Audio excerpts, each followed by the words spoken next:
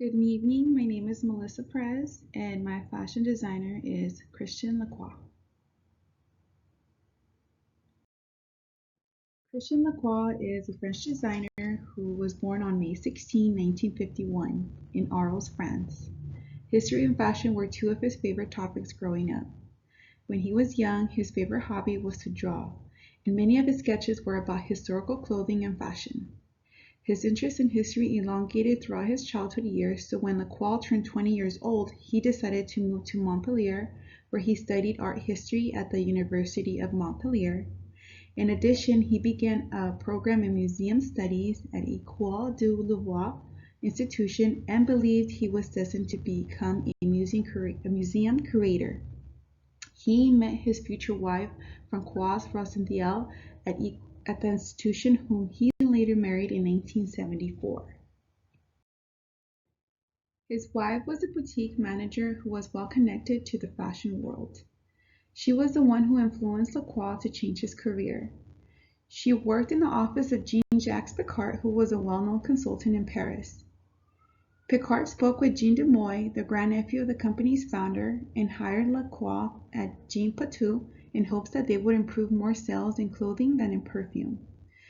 In 1981, Lacroix became the head designer at Jean Patou. De Moy was very pleased with Lacroix, so he gave him the opportunity to create 2 couture collections for women per year and incorporate them in any way he wanted. He was given this great opportunity because he had a connection to Picard. Over the years, Lacroix developed his own collection that was influenced by his childhood, which were styles from the 18th century, and they became very popular in 1985. During the same year, he took on a new project and had his first experience being a costume designer for stage productions, opera, and ballet. In 1986, Lacroix utilized his knowledge of history and costumes and reinvented the silk overskirt and created his own shape and style and called it le pouf, or puffball. His signature styles were playful and became recognizable status items for women who wanted to flaunt their wealth and good taste. While still designing for Patou, Lacroix was ready to do more. He wanted to create his own ready-to-wear line, but when he shared this idea with Jean de Moy, he did not let him. Lacroix ended up quitting and venturing out on his own and opened up his own couture house in Paris on the world's famous shopping street, Rue du Saint-Honoré, in 1987. De Moy was furious and tried suing both Lacroix and Picard, but his devious plan failed and the House of Patou closed down. Lacroix flourished and was well loved in Paris. He was the most talked about fashion designer during that decade and was named the most influential foreign designer by the Council of Fashion Designers of America. Sunday Times announced that they hadn't seen designs that were this capturing for about 25 years until now.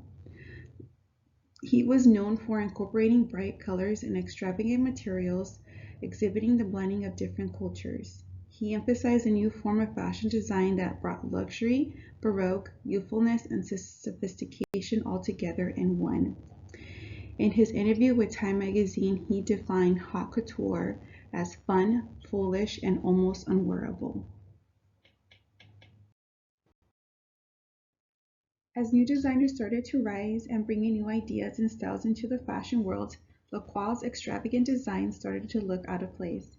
He came out with his first ready-to-wear collection, Bazaar, that geared towards a simpler and more casual look which fit right in with the 90s minimalist aesthetic look. His collection included knits, leathers, and different fabrics. During the interim, he tried to increase the company's profit and add diversity in his collection. It was suitable for both sexes, such as handbags, shoes, eyewear, costume, jewelry, scarves, ties, menswear, and perfumes, all along with his ready-to-wear collection. In 1990, Lacroix launched his first fun and fruity perfume, C'est la Vie, for women. 5 years later, he introduced his beautiful collection of luxury and stupendous vivid designs for home decor, accessories including rugs, cushions, throws, wallpapers, tapestry, and textiles. He also came out with his own collection of blue jeans in 1996. Although he set forward to increase the company's profit, none of these lines did very well. but fortunately his haute couture line had a steady clientele and his company was still generating revenue. It was not until the early 2000s that Lacroix's designs gained popularity once again. People were starting to embrace fantasy, and that is what Lacroix showcased in his designs. His wedding dress collection also helped his business boom. He designed wedding dresses for a number of celebrities and clients. In addition, his side project that he had started in 1985 as a costume designer was still thriving, and by the year of 2001, he had designed costumes for more than 20 shows for companies all over the world. In 2002, he became the head designer of the House of Pucci. Pucci and Lacroix worked really well together, and their designs both integrated adequately. In 2005, Lacroix sold his couture house to Louis Vuitton Moet Hennessy that was owned by the Phallic Fashion Group. They concluded that since the day the House of Couture opened back in 1987, it never gained a profit and was $44 million in debt. Unfortunately, the couture house continued being in debt, and the Louis Vuitton Moet Hennessy had to close the doors in 2009.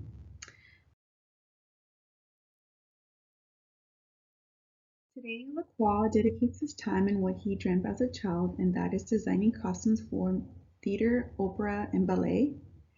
He also works for a Mediterranean brand called The Sequel.